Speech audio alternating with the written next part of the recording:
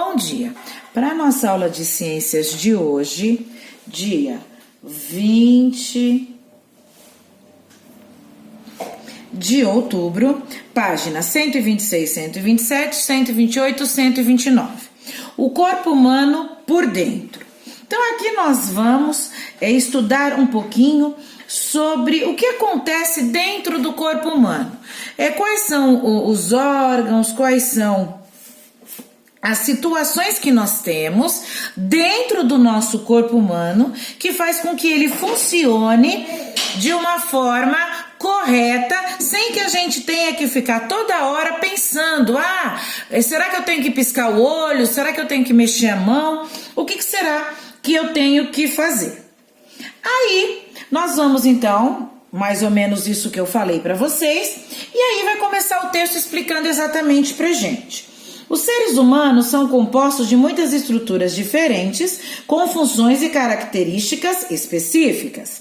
Essas estruturas podem ser muito pequenas e auxiliares, ou ser grandes e formar complicados sistemas responsáveis por nossa respiração, digestão ou reprodução. Na base de tudo isso estão as células. As células são as menores unidades que compõem os seres vivos. Elas estão em todas as partes do nosso corpo e possuem formas e estruturas organizadas, com funções vitais definidas. Independentemente de onde estejam e de qual seja a sua função, as células são compostas de 3 estruturas fundamentais: membrana, citoplasma e núcleo. Aí aqui nós vamos ter o que significa a membrana, o que significa o citoplasma e o que significa o núcleo.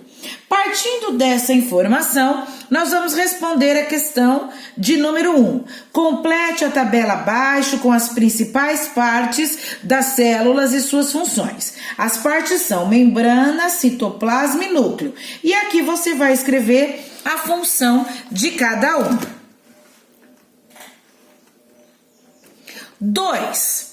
Para você responder a atividade de número 2, na verdade você tem que somente ler o que está aqui, porque essa informação aqui vai te ajudar a responder a atividade de número 3. Então, leia com bastante atenção o que está no texto aqui, para que você consiga responder. A 3 e a 4, você vai fazer uma pesquisa e descobrir quais são os principais sistemas do corpo humano. Aqui você não precisa escrever o que eles fazem, só quais são. Aí você escreve aqui quais são.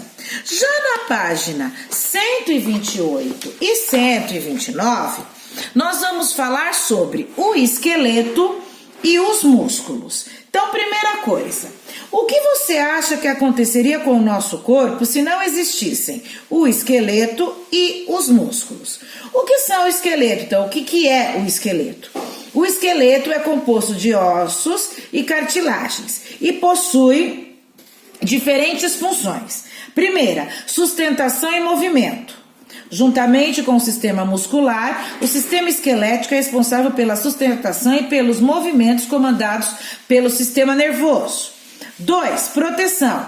Algumas partes do nosso esqueleto protegem órgãos internos importantes e frágeis, como o cérebro, protegido pelo crânio, o coração e os pulmões, protegidos pela caixa torácica. 3. Armazenamento. Os ossos são responsáveis por armazenar o cálcio, que pode ser liberado para a corrente sanguínea quando o corpo necessita dele. E 4. Produção de células sanguíneas. A medula óssea produz as células que compõem nosso sangue, glóbulos vermelhos, glóbulos brancos e plaquetas. Então, tudo isso que está escrito aqui você vê nesses esquemas colocados aqui. Saiba mais. Os ossos estão unidos uns aos outros por meio de articulações. Além de manter os ossos unidos, as articulações têm a função de permitir a realização dos movimentos, que é essa imagem que você vê aqui. Os músculos. Os músculos são formados por conjuntos de células alongadas e entrelaçadas, especializadas em realizar contrações. Em nosso organismo, há uma enorme quantidade de músculos. Nos movimentos, os músculos são os elementos ativos e os ossos são os elementos passivos. Isso significa que os músculos se contraem para realizar o movimento e os ossos os acompanham, dando a sustentação necessária. Existem músculos voluntários e músculos involuntários. Os músculos voluntários são aqueles que se movimentam de acordo com a nossa vontade. Já os músculos involuntários são aqueles que não dependem da nossa vontade para funcionar. Por exemplo, os músculos do estômago. O braço, por exemplo, ele se movimenta quando eu quero, mas eu não fico pensando quando é que o músculo do meu estômago está se movimentando. Por isso que ele é chamado de involuntário. Depois de você ler o texto das 2 páginas com bastante atenção, então você vai responder as atividades. Quais funções do organismo poderiam ser prejudicadas se não tivéssemos esqueleto?